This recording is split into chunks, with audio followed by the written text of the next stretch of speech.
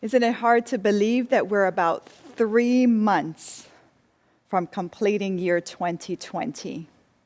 And it has been a hard one for most, if not all of us. I know that many people have said, have expressed, maybe in social media or just in face-to-face, if anything was going to go wrong, it has gone wrong in 2020. And there's truth in that globally. We continue to endure so much right here in our nation, in our communities. And to add to that, there's got to be particular situations that you are resonating with that are very difficult.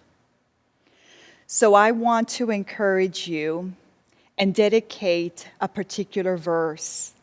And I hope that you keep it close to your heart, memorize it, lean into it, hopefully experience it firsthand, and may it be a tool, a promise that you can share with someone. It is Matthew chapter 11, verse 28.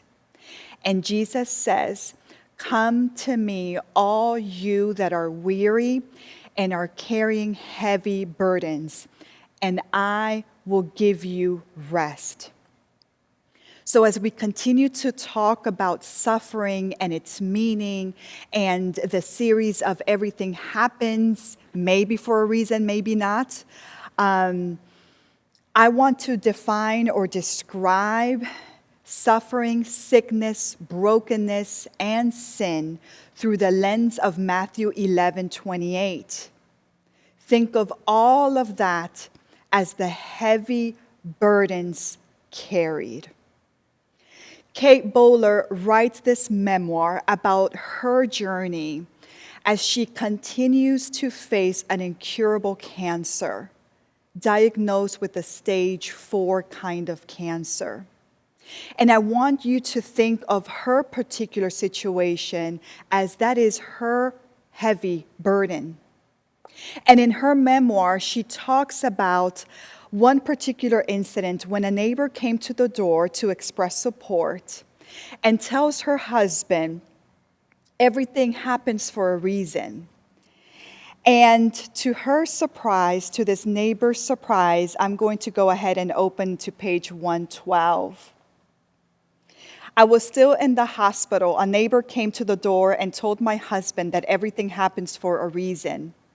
And he replied, 'I'd love to hear it.' 'Pardon?' she said, startled. 'I would love to hear the reason my wife is dying.'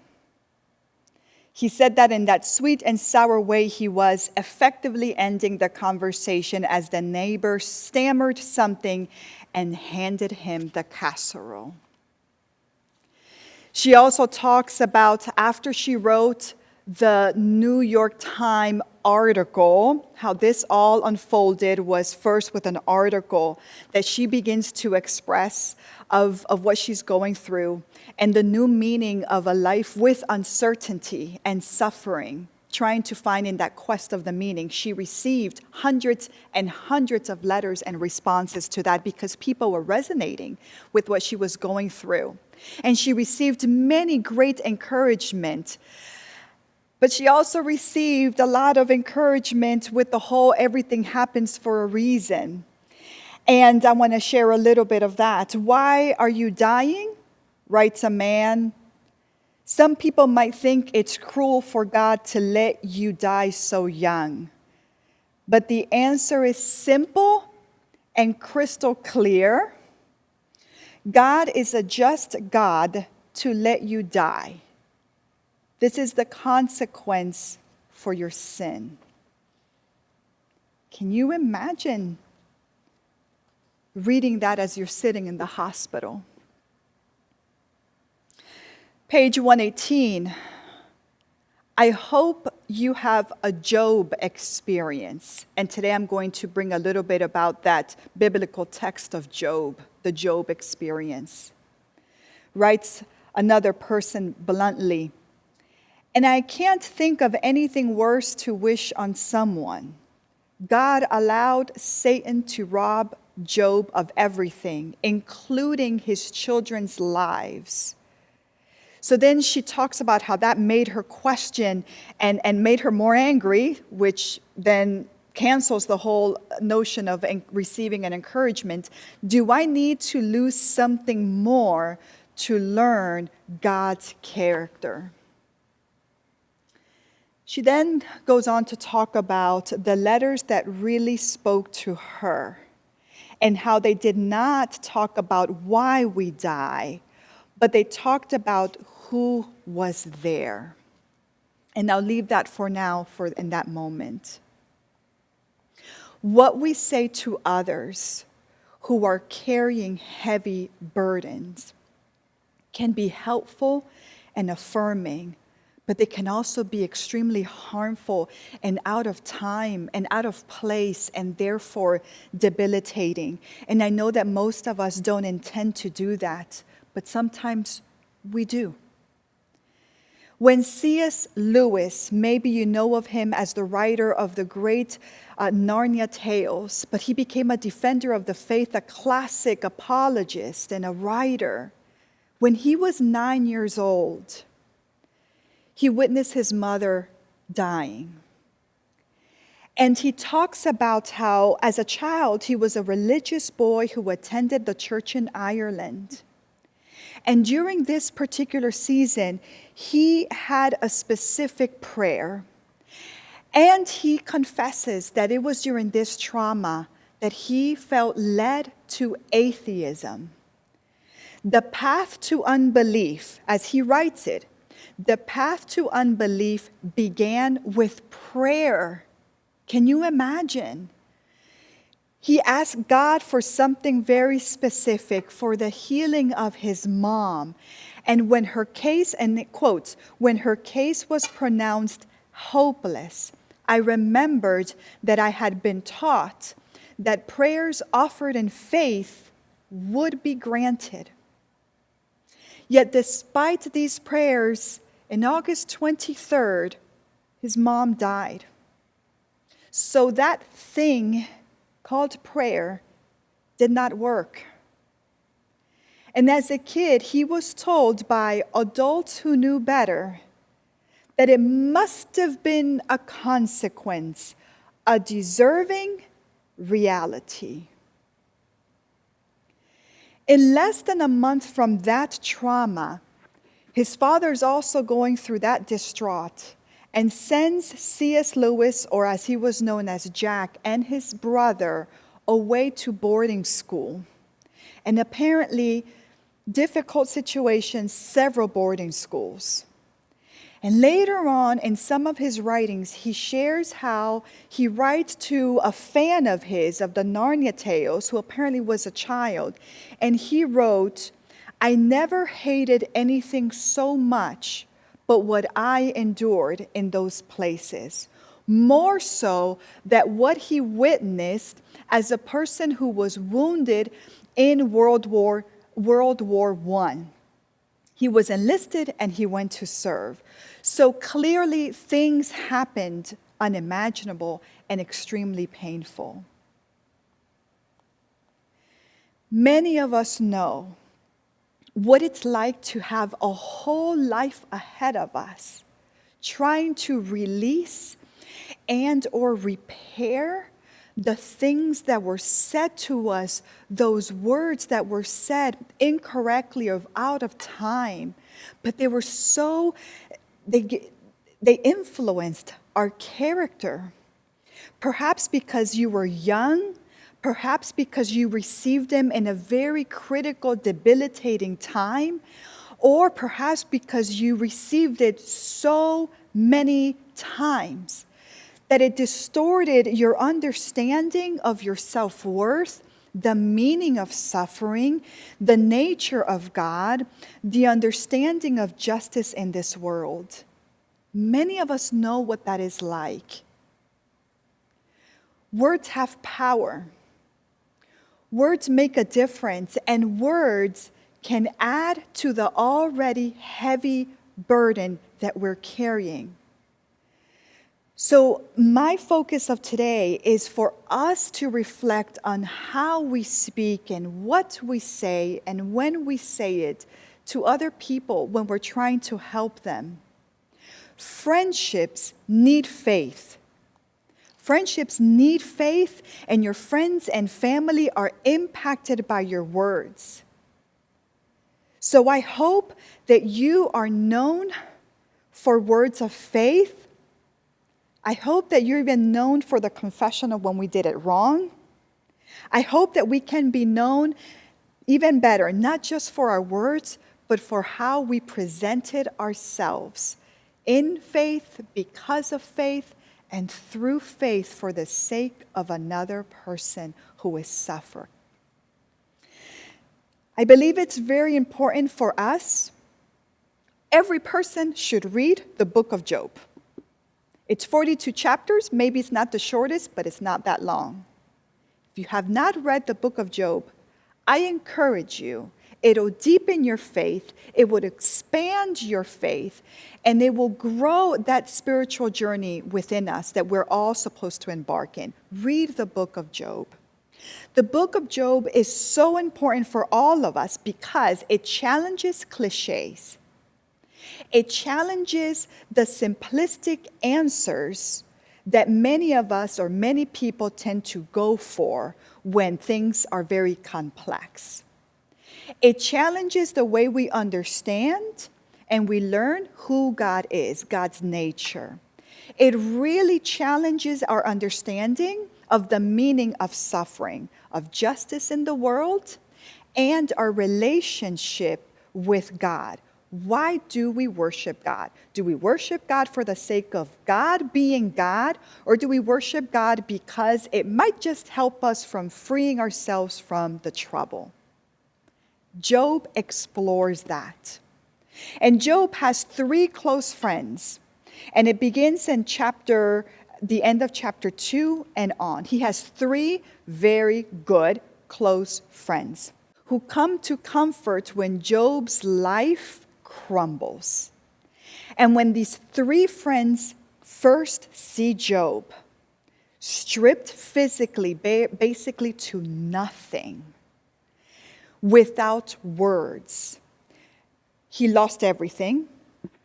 He strips down to pretty much nothing, bare, as a reflection of what he's going through. On top of that, he faces sickness and disease, and scars and sores are all over him. And when these 3 friends approach him, he's quiet. And what they do for the next week, the word tells us that for 7 days, they couldn't speak either. And that speaks of the reality of when words are inadequate or insufficient, because the sorrow is so deep. Modern term, depression is so acute. That is the ministry of being present. It's powerful. And your presence with someone who's hurting is not going to fix it, but neither do our words. And our words are helpful, but so is our presence. And there are many times when the first thing we ought to consider doing, don't indoctrinate this as a formula that every single time, but I will say that there are many times, especially when we don't know what to say, that we shouldn't say anything at all, because the ministry most needed is the ministry of presence. Being present and available and silent is one of the greatest gifts because it speaks of what is truly happening in the midst of it. Job's initial silence, I want to speak to that for just a moment. He was silent at first.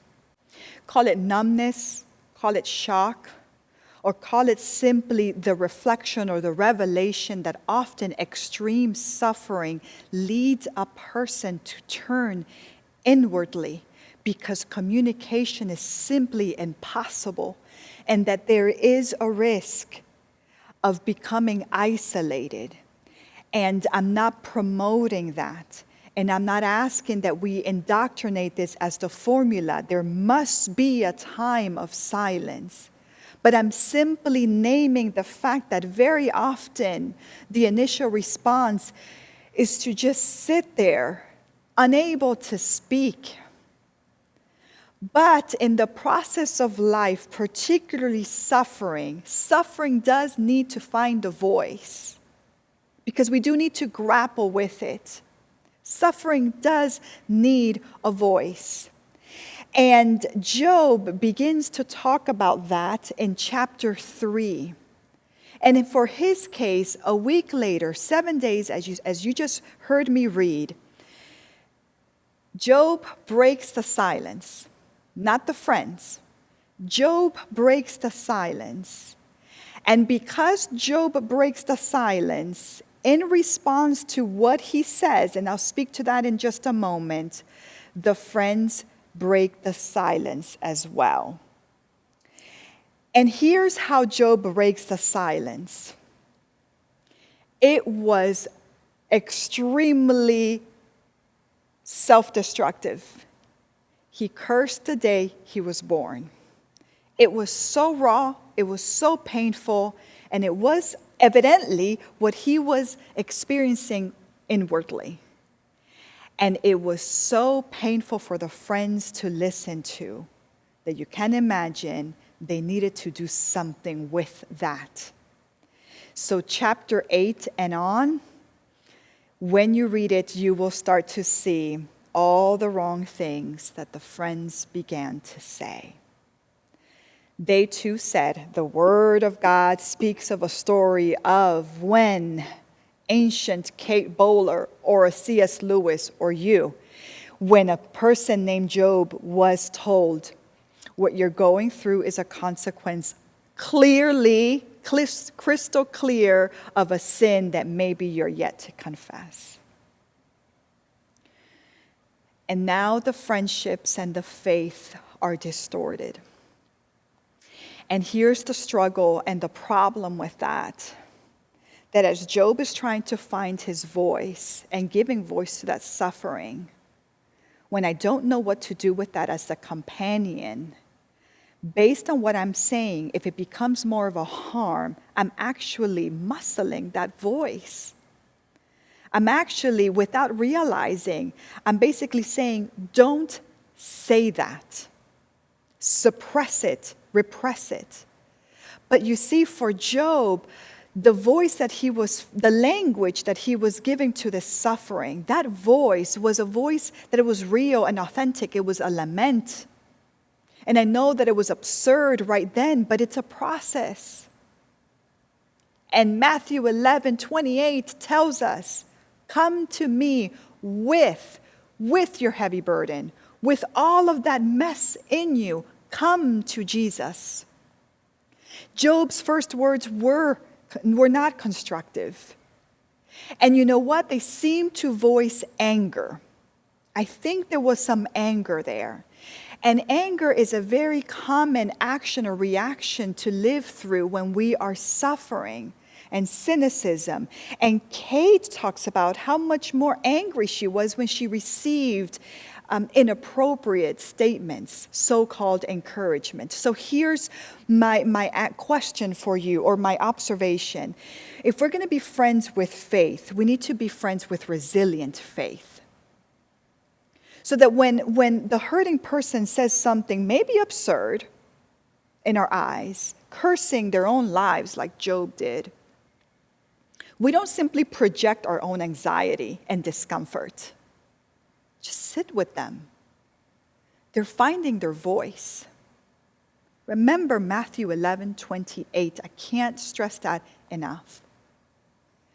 Please know that technically speaking, Job, all the way through chapter 42, Job never finds out the origin of the suffering. You and I, as readers, know the first few verses of chapter 1, how all this unfolded. But Job never actually finds out why all of the things took place.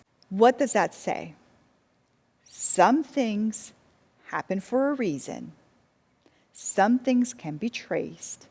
Some things are consequence. Some things are lessons to be learned. And some things in life are untraceable. and will always be mysterious to us. Either way, the promise remains: come to Christ with your heavy burden.